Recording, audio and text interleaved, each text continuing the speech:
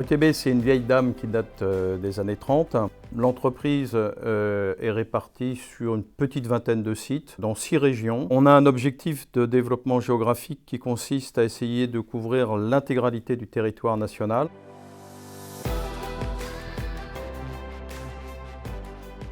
L'entreprise s'est développée grâce à la progression des salariés. Quand un apprenti devient compagnon, quand un compagnon devient chef d'équipe, quand un chef d'équipe devient chef de chantier, on s'est aperçu au fil du temps que ça se traduisait tout naturellement par une progression et un développement de l'entreprise. Cette progression des individus rentre en résonance à la fois dans le monde du bâtiment et des travaux publics et dans le statuscope. On a une quantité importante de petits chantiers. Les gens sont souvent seuls ou en équipe, et ce qui favorise la responsabilisation, la mise en autonomie, l'implication des salariés. Pour ces thèmes qui nous sont chers, qui sont importants à notre développement, le statuscope est vécu comme un atout tout à fait primordial pour l'entreprise.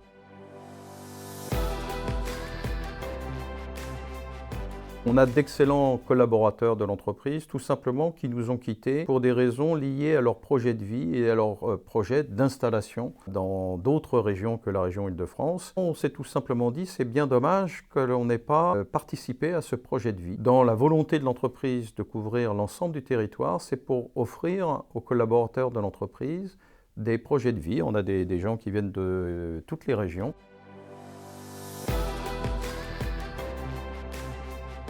On se rapproche d'entreprises reconnues dans leur métier, qui ont un vrai savoir-faire ancestral, ce qui a permis, en les rachetant, de les faire perdurer. L'objectif principal est de pérenniser l'emploi et les savoir-faire. L'humain a toujours été une valeur importante de l'entreprise. C'est pourquoi son développement passe par la promotion interne et par le rachat de sociétés ayant une philosophie commune avec la nôtre, c'est-à-dire l'humain comme préoccupation majeure.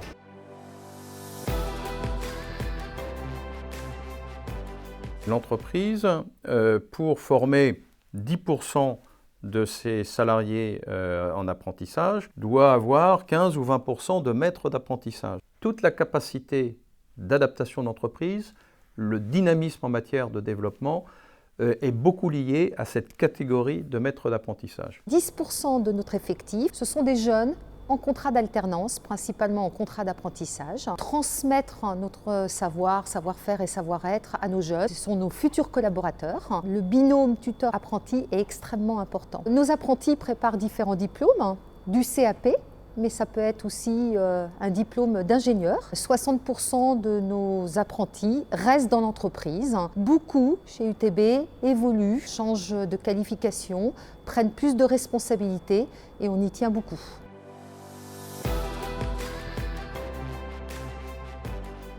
On se trouve dans Paris, dans le 16e arrondissement. On est sur un chantier de rénovation d'immeubles typiques haussmanniens avec un brésil en ardoise et un terrasson en zinc naturel. Sur le site, on a une équipe qui varie entre 6-7 personnes. C'est un chantier qui dure à peu près 6 mois. Les particularités sur Paris, c'est qu'on a beaucoup de problèmes pour avoir des places pour installer des cantonnements ou des zones de stockage. Donc pour tout ce qui est manutention, on procède avec des montes matériaux. Sur les brésil ardoises, on a plutôt des couvreurs qui sont ardoisiers. Ça nécessite un savoir-faire parce qu'on utilise des outils qui permettent de tailler l'ardoise au besoin. Donc il faut quand même avoir une certaine formation pour pouvoir poser ce genre de matériaux.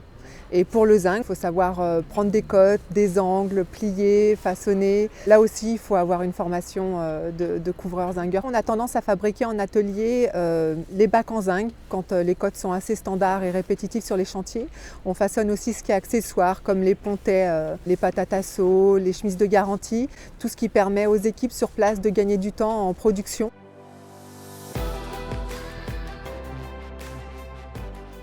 Nous, UTB, on réalise tout ce qui est travaux de plomberie, chauffage, ventilation. Pour 313 logements, on réalise de l'ensemble jusqu'à l'appareillage, jusqu'à la mise en chauffe, jusqu'à la livraison aux clients finaux. Actuellement, on a 7 personnes.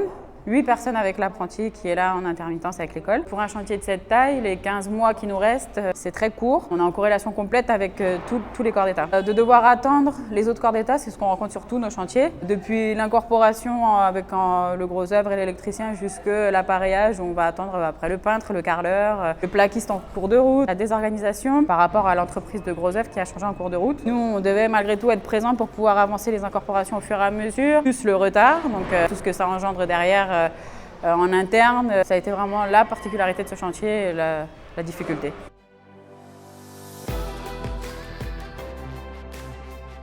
Le statut Scope, c'est une collectivité de travail pour prendre son destin en main, indépendamment de son modèle économique, tout en augmentant le nombre de salariés. L'entreprise essaye de conserver un modèle social complet. Je suis arrivé en 1997 et j'étais stagiaire. Mon directeur de l'époque m'a donné ma chance pour travailler en couverture. Et quelques années plus tard, je suis donc directeur opérationnel, donc au comité de direction. La SCOP a cette particularité, c'est un homme, une voix.